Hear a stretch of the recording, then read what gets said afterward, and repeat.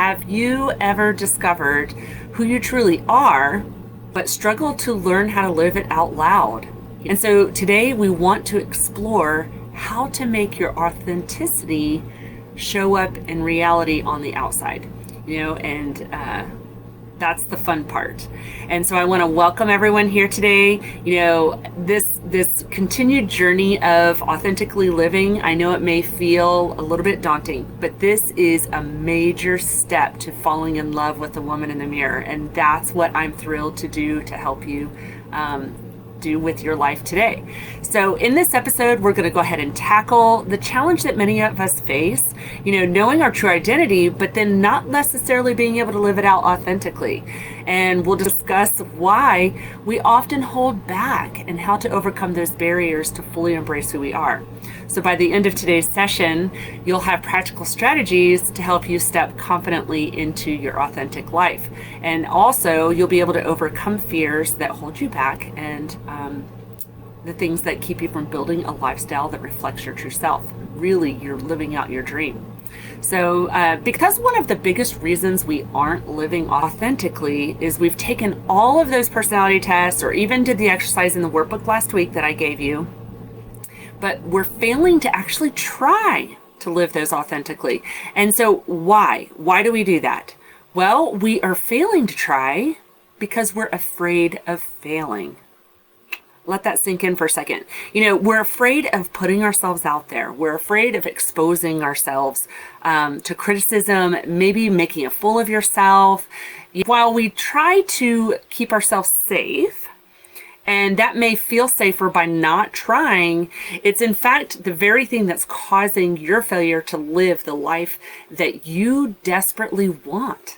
And so this fear of failure and judgment is something we all face. You're not in this alone.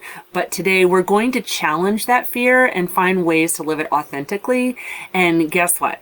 It's actually going to be a lot easier than you think. So we're going to do it without draining you emotionally and physically.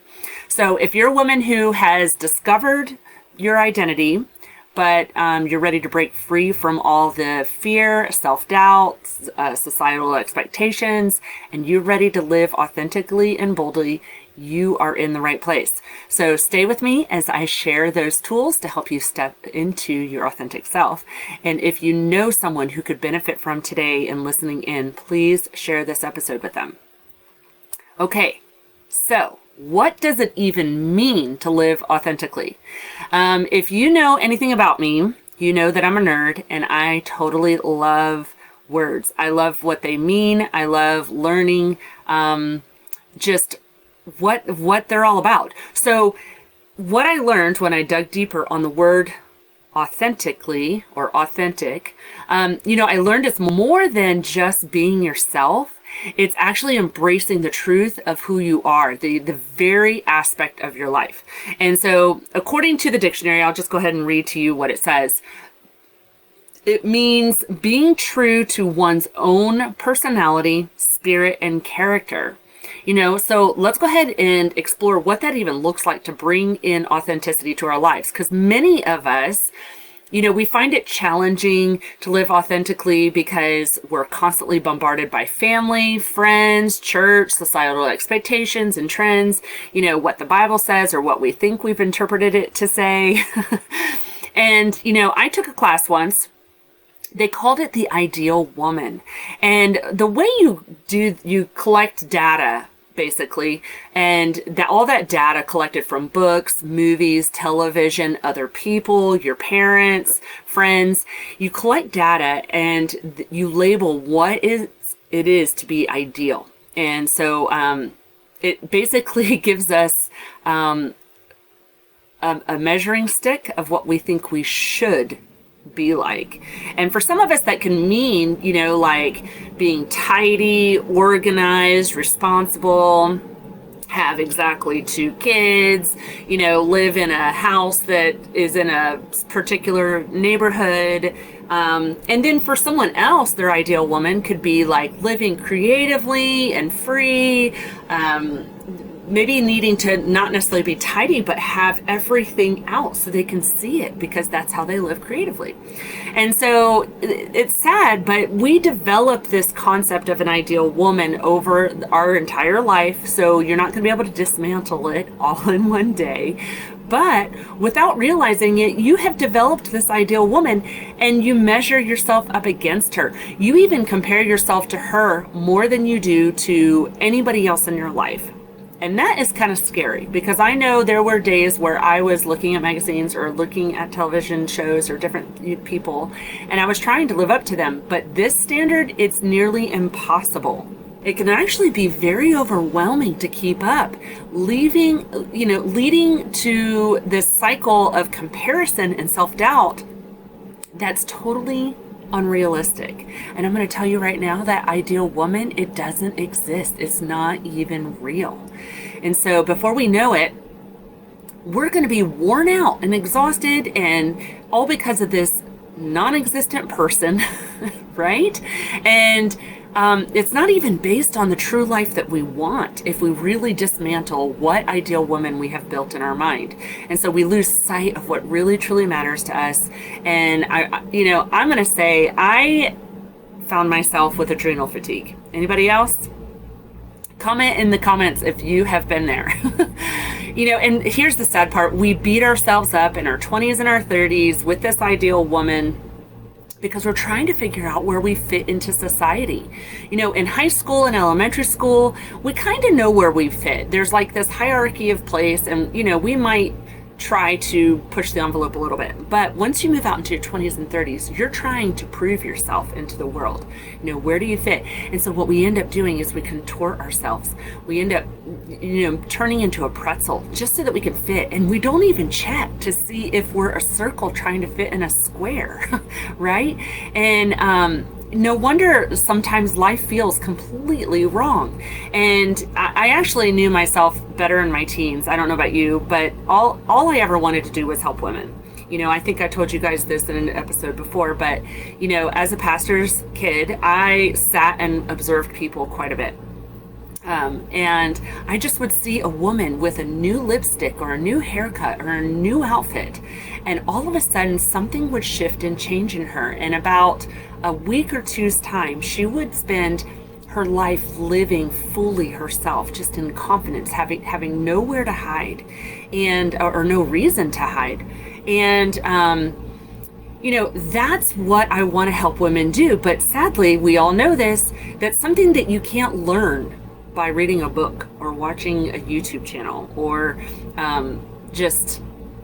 you have to live it out. You have to experience it for yourself and learn the lessons before you can turn around and help people. So, you're getting to see the fruit of all of those lessons that I had to go through myself. And now I'm living my dream, helping women do the very same thing. So I will say this, it does take community, it takes accountability, and it takes coaching to get there. I had to invest in myself to get back to that original version that God created me to be.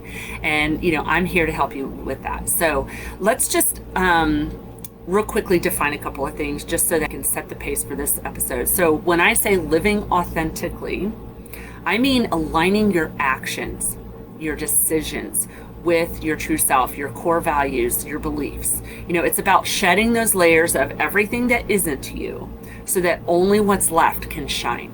We want to reveal what's underneath all those layers, the things you've been hiding behind. And so we did last week identify some of those words that we want to just kind of try on for fit and size, and we'll talk about that. But I want to remind you, here's the thing, even if you have a coach or you have some mentor or anybody in your life, a best friend, a family member, whatever, you don't need to follow every news story or every trend, because you already know your instincts. You already are your own authority, right? So you don't need someone to tell you who you are. That's what I'm trying to say. And it may take a little bit to unearth, because to get some clarity, sometimes we have complicated things a little too much. And we need to just get back to the simple things. But when you're honest with yourself, you already know who you are. So you don't need anybody else or anything else to validate that, who your identity. And then no matter how far you feel from your authentic self, and I am saying this with as much care because let's just say, I'm just going to make up an example so you know what I'm talking about. Let's just say my authentic self is athletic. I grew up athletic. I love athletics. I had a period of time where I had a serious illness that derailed me from that. And then I found myself falling into depression for a while, and it took a lot of energy to get back to that. So I gained a lot of weight, and I had my health issues just caused a lot of issues.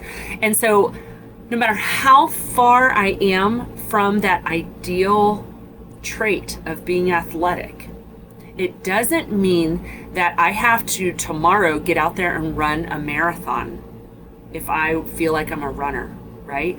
I just have to get out and take a couple of steps, one step in front of the other. So start where you are, right there, right where you are.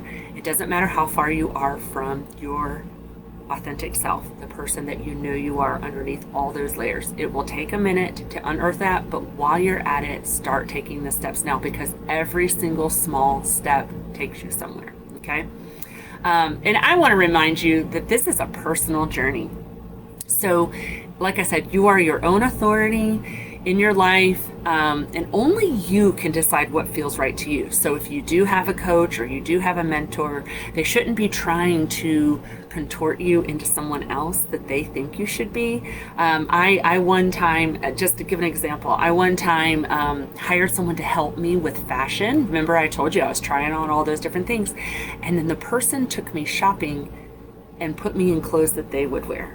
It felt completely wrong. And I didn't have a voice then. So I was all like, yeah, I love it. And I spent money I didn't even have on things that I didn't love. And so please, please, please do not do that to yourself. Good coaches, they're trying to let you lead the way and just be the accountability and the support that you need while you're on it. So I do challenge you, though, to identify one area in your life this week where you can start taking those baby steps and living authentically.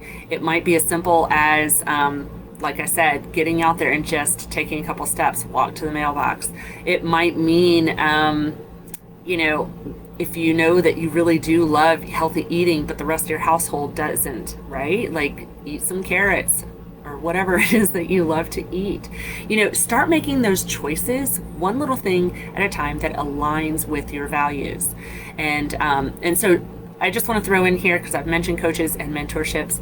If you struggle with self-doubt, and you need just a little bit of guidance on this journey, I'm here to help. It is my passion. So go ahead and feel free to sign up for a free 15-minute freedom call just to see if it's going to be a good fit for you. And, you can contact me through my email, michelle@michelledayrose.com.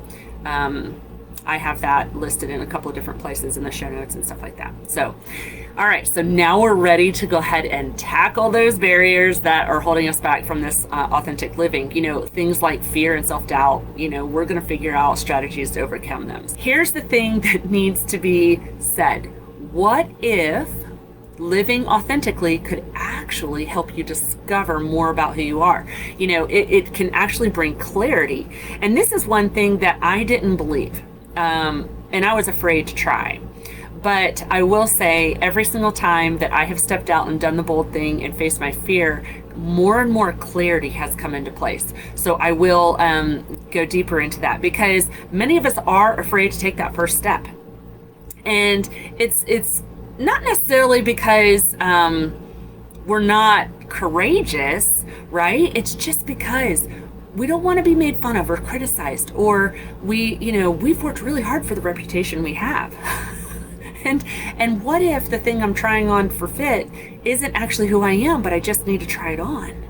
I don't want people to judge me for that. So it's okay to be afraid, but it's not okay to continue to let that fear hold you back and make you a failure in discovering the thing you want most desperately And that's to start living a life that you love. So, if you're not entirely sure of your identity yet, that's okay, because I know it can feel like you're standing on the edge of a pool and not knowing if the water's warm or cold. Are you bracing yourself with tension? Like, it's going to be freezing, or I'm going to love this. Like, you don't even know. I think I said in one other episode, it's like being on a roller coaster. You go up with trepidation, and you get to the top, and by the time you've made it to the top and locked yourself into that roller coaster, you don't get the choice. It's just going to take you. And so, but by the time you go down, you're like, oh my gosh, this was so fun, right? I want you to imagine that kind of freedom and the peace that comes from aligning those daily actions with your deepest values, because each step that you takes you closer and closer and closer and closer to this self that you want to live, this dreamy life. And I know I mentioned before, I think it was last week, maybe it was week before, I love and hate personality tests, right? Because, and the sad part is I actually can't resist taking them. I do. I love them. I admit it, right?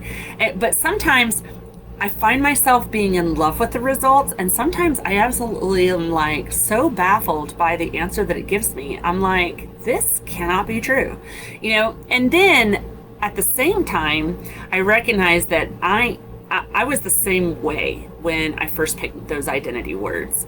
My batting average was about the same. It was a hit or a miss.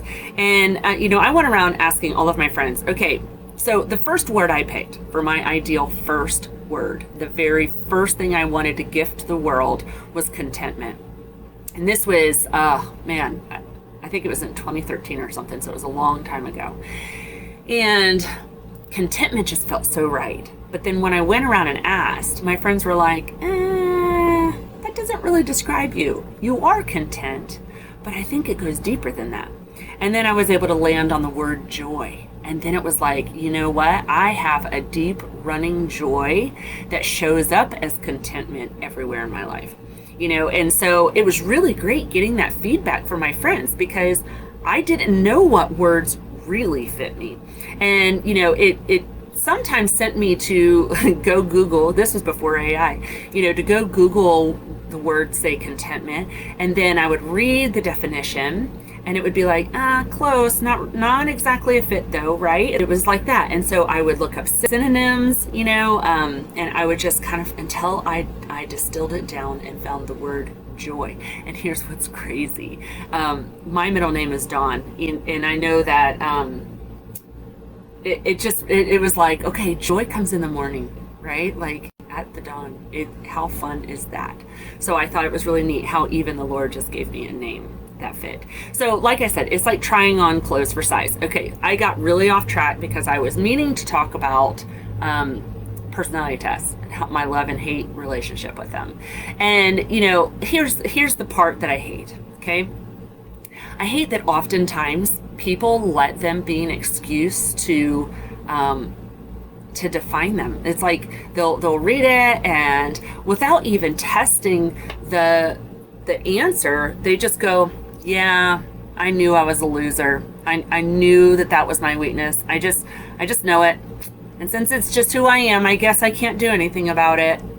Oh, I cannot stand that, because it doesn't matter what the results are. You can do whatever you want to do with your life. And, we all have strengths, we all have weaknesses, but it doesn't mean that our weaknesses always have to be our weaknesses. We can work on them, or we can live in community with people that's their strength, and the Lord does that for us. And so, going back to what I was just saying before, it was interesting because I did go searching online all these different words, because I tried to make a list of 12, and I realized that was just too many for right then. Probably 4 would be the max, I would say, when you're starting out, that you should work with. But I would go, okay, what does a person of joy do to live their best lives? Or what does a person of contentment do to live their best lives? And that was really eye-opening, because sometimes the answers to that felt totally awesome, and I was like, I can see myself doing that. I think I do want to do that. But then other times it was completely unattainable, And then it would force me to kind of doubt my word, which was a good thing, right? You want to actually challenge it to find out if it's the right fit. But I decided to take on each challenge, and I was able to go through Pinterest and kind of do the same thing. And it's like, I'll give you an example because I know that it can feel vague if I don't give examples. But like, for instance, I knew that I wanted to give the world creativity. But to most people, the word creativity means artist. Well, that wasn't a fit for me. I in no way relate to being an artist. And if you saw me draw, it's like stick figures, even worse than stick figures. But I know that my Creator created me in His image. And if I'm in His image and He created all things, then He made me to be a creator too. And when I took on that mindset, I was able to think through like, wow, I'm really creative at organizing. I'm really creative at numbers. I'm really creative in all kinds of different ways. And really creative at coaching. I feel like, it's so fun. We all are creative in a specific arena, and it's all unto who we're supposed to be. And so when I was able to just kind of go, okay, if that's true, I don't have to compare myself to other people who would pick the word creativity to give it to the world, right? And so again, it comes back to you are your own authority. You're able to take that word and define it for yourself. And I'm not talking about the stuff that's going on in the world today where you get to pick and choose if you're a woman or a man and stuff. I'm literally just saying, like, if contentment was still the word for me, it still could be joy to someone else, And so that's how I feel like personality tests can be. So we all are on like a sliding scale in different ways. And so we show up in those particular forms of personality in different forms. And so I don't want you to take these words as a locked in place, unmovable type of word. I just want you to try it on for size, like to see if clothes fit.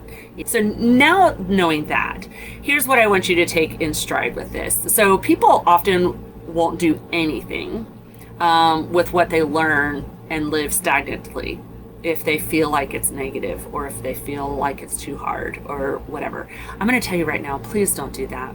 Please don't do that. I want you to use this information to learn your strengths, learn your weaknesses, and celebrate both. My girls will tell you throughout their whole lives, we celebrated strengths and weaknesses. We didn't attack for weaknesses. We just laughed and enjoyed and celebrated them, because that just means I need other people. It means that I'm not perfect and I have a Father God that I need so desperately. And He is so willing to meet me there, right? And so, how does that feel to take that perspective and that knowledge? And how do you think you can take that and overcome your challenges moving forward, right? Fear doesn't become a thing because all of a sudden you have this perspective that you're not necessarily afraid of the outcome. You're just trying something on for size, or you're just trying to find the person who can help you. So here's what I want to, clarity will come from action. And that's the sad part and the amazing part. It's kind of like that scripture that says faith without action is dead. And that is true in this particular situation. You may have found those identity words, and that is the first step. That was my gift to you last week. I was so giddy and excited to give it to you. But if you don't open that gift and you don't use it, it is worthless. And so I want you to embrace this trial and error as you explore these gifts. And, each one of these were gifts from the Lord. And you get to have as much fun with them as you want. And so I encourage you to continue to reflect on this perspective and help it deepen your understanding and reinforce what identity even means, right? Because you get to choose. And I want you to also be open to evolving and adjusting your understanding of yourself as you learn. First of all, I'm the same person today, but the way I would have operated out of joy or contentment back in my teens was different. And so you're allowed to change your mind. You're allowed to learn new things and add to what those words even mean, right? So it's kind of a flexible thing. And so that's what I want you to know, because this is an area where you grow every day. And if you are not growing, then you're dying. And so, I know here in midlife, I plan to grow and grow and grow as much as I can and continue to grow to the very day I pass. And, but you're not defined by personality tests. You're not defined by external labels that people put on you. You are your own authority. And by trying on different aspects of your identity, you actually will gain more clarity about who you truly are. And that is wonderful. It's freeing. And we're going to, in this next segment, we're actually going to tell you how to even start walking it out. But before I even tell you how to walk it out, I do encourage you this week to just start taking those small, authentic steps. Reflect on how certain actions make you feel, what they reveal about yourself, because that's how you'll bring more clarity to it all. All right, so you've identified and discovered your identity words, but now how do you bring them to life? What do you do to start action taking? Well, that's what we're going to dive into now. So many of us, we pick inspiring words and we get all excited, but then what? Right? Like, I know for me, the day I picked my first 12 words, but I dialed it back to 4, I felt like a horse at the line with the gate ready to open, and I was chomping at the bit, excited. But the truth is, as soon as the gate opened, I was like, do I run in a circle? Do I run? What do you do? And so it can be a struggle to actually learn how to live them out in your daily life. And it can these words can feel like unicorns until you actually start practicing them. But it's also easy to feel completely disconnected when the words we chose don't seem to match how we spend our time. I told you, I went and Googled, what is a person who lives in joy? What does their best life look like? And I got disappointed. I was far from the line. And, but think about how amazing it feels when your actions are in perfect alignment and perfect harmony with those core values. That alignment, it can bring incredible energy, and it's like if you did have adrenal fatigue because you were living someone else's life, the more you begin to live the life of your dreams true to yourself, you're going to find healing. That's just so amazing. And who knew that it could be so easy, right? So when I first identified my identity words, I felt empowered, but unsure how to apply them. I already said that, right? And, I had to really think about why each word really mattered to me and how it could actually guide my daily choices. So it was a process of trial and error.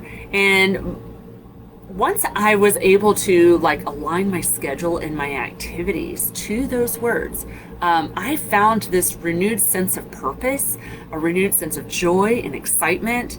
And I think I've mentioned before, but I used to have a health condition where and if I haven't mentioned it, I'm sorry that I haven't told you what, since we are now on episode 7. It's a major part of who I am, or was.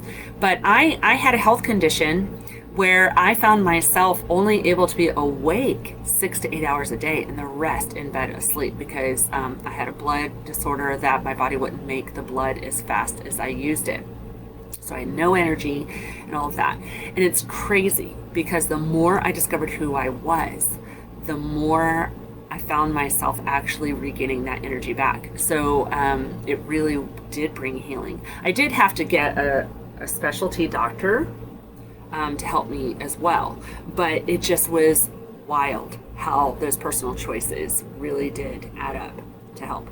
So what I want you to do for this part, just choose one of your identity words. But I want you to practice just embodying that word, in your actions and your decisions. Now, it felt really awkward to me. I'm not the kind of person who gives over to funny and silly lifestyle. But if I was moving from choosing contentment as my word over to joy, I needed to know, did I embody joy physically? And so I did. I started like watching comedies and reading jokes and different things, and just seeing like, how does that connect with me? Because laughter is medicine. And where I didn't embody being silly, I was able to look at, what does joy mean to me? And so I was able to remove, remember I told you, you get to define what joy means, but I was able to go, what, I don't necessarily resonate with silly. I didn't pick silly as my identity word. I picked joy. So what does joy mean for me there?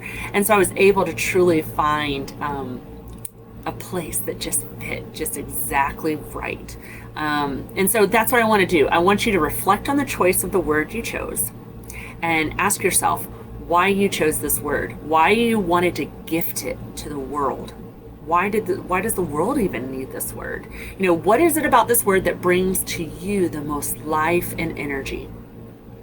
Because once you're able to answer the why, you can look at your calendar and your activities and your life, and you can assess each activity and see how well it does with aligning with the chosen word that you have. Now, it may not align with that first word, but you're able to kind of look at the activity and know, okay, but this activity does actually energize me, and I do feel like it has a purpose. So then that's when you look at maybe some of the other words you had, or you maybe go, what word have I not identified yet? Because this activity really does bring me life. And so you're able to just kind of look at things like that. But if you have activities in your life, you can go, this is draining me. What is it about this that's draining me? It might be in complete opposition to one of your identity words. And that brings clarity, right? So this is, when you identify the drains, the things that are sucking you dry, that's when you have to literally go, what? I have to let this go. They're in conflict with who I am. And so I don't want you to feel like it's hopeless, that you don't have a choice, but like, you can pay someone to do it. You can trade services for someone else to do it. Or you can go, it's not really important that I do the dishes every single night of the week. I can do them one night a week, or I can buy paper plates, or I can, whatever it is that you need to do. Be creative, because the person who wants to live their wildest dream really wants you to figure this out. And they're going to be so happy with you when you do. Your future self is going to love you because you figured it out. So definitely start with prioritizing the activities that align with your identity words, the things that bring you joy and fulfillment. Now, there are things in our life that we have to do that does not bring joy and fulfillment, paying the bills and whatever, right? Like, I'm not saying you'll be able to get rid of everything, but how can you make those activities align with your words, which we will probably cover in another episode if it's something that you're interested in. So if you're interested, put a comment in the comment section below, and I will make an episode on it. But, living authentically, it means aligning your actions with your core values. You have the power to design the life that you want, the one that truly reflects who you are, what brings you joy, energy, and life. So this week, pick just one word, start integrating it into your daily routine. Reflect on how it changes your perspective and energy levels. Make adjustments where needed. Keep a journal if you have to. Ask some friends to reflect with you on that, because your friends know you pretty well too. The parts that you don't let out, they can often see through other ways. But if you are ready to take authentic living to the next level, definitely contact me if you need help with this, because a 15-minute freedom call, it's free, really does help you and I both know whether we're a good fit to work with each other. And truly, I just want to help you start looking at yourself in the mirror and going, man, I love that woman. I want those identity words to come to life for you. So today we explored living authentically, and we defined what living authentically even means. We gained clarity through action. This year, that's been my word since New Year's, is action. I've had all my coaches all at one time last year, towards the end of the year, talk to me about action. So there you go. I am one of those girls who love to be in my books and could probably be just as thrilled with my life about reading a book than to act upon it. But we also talked about implementing those identity words in your life. So just remember, these are about aligning your actions with your identity words, your core values, and embracing them. So don't bring shame upon yourself. If you can't figure something out, reach out. Like, that's not what I want to happen for you. I don't want you to feel more stuck, like you have another to-do thing on your list. That's not what this is about. This really is, or should be, easy. So if it's not, just reach out. I really, like, I know what's on the other side of this thing. And like, everything in me is just so giddy. I'm like, please take what you learned today. Please go do something with it, because I want you to believe in yourself. Faith in yourself with action is just fantastic. Like, your dreams come true, miracles happen. And but the same is true if you don't. Not lack of faith in yourself, or even faith in yourself, but without action, it's terrible. It leads to nowhere. Like, you'll be disappointed your whole life. And I don't want you to leave you with that. So choose one identity word, focus on it, make it a priority in your life, and share your journey with us. Get in the Facebook group, tell us all about it. We want to celebrate with you. Your testimony is powerful at getting other people to move as well, right? So if you found today's episode really helpful, please share it with a friend who can benefit from it too. Don't forget to leave a review and subscribe, because one, it's going to help you never miss an episode, but two, your support helps me grow. This is my dream. I am building this dream because I can't wait to see a world full of women who are unstoppable, because I know that if I can help you, and you are raising children or grandchildren, or you're in contact with coworkers, like, it continues to spread like wildfire. And what does the world look like then? We're all on fire. And that, to me, is just, that's, heaven brought to earth. And that's what I can't wait to see. And I'm just one, but I can't do it without you. So again, please go leave a review, subscribe, invite a friend. You don't have to do this alone. So if you're looking for guidance and support, contact me, Michelle at Michelle Day Rose. We'll work together to bring your authentic self to life.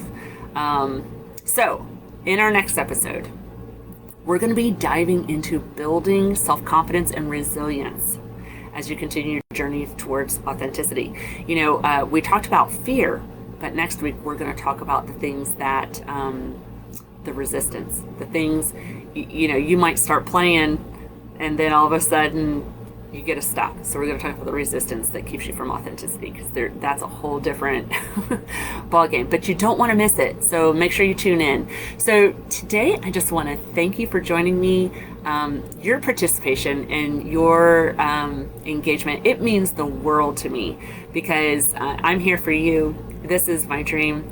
And I want to continue this journey together and support you in becoming the best version of yourself, so that you can look in the mirror and love the woman that you see. So until next time, embrace your true self, live authentically, and keep striving for your personal best, which just means showing up and believing in yourself. Such a great thing. And I hope you have a wonderful day.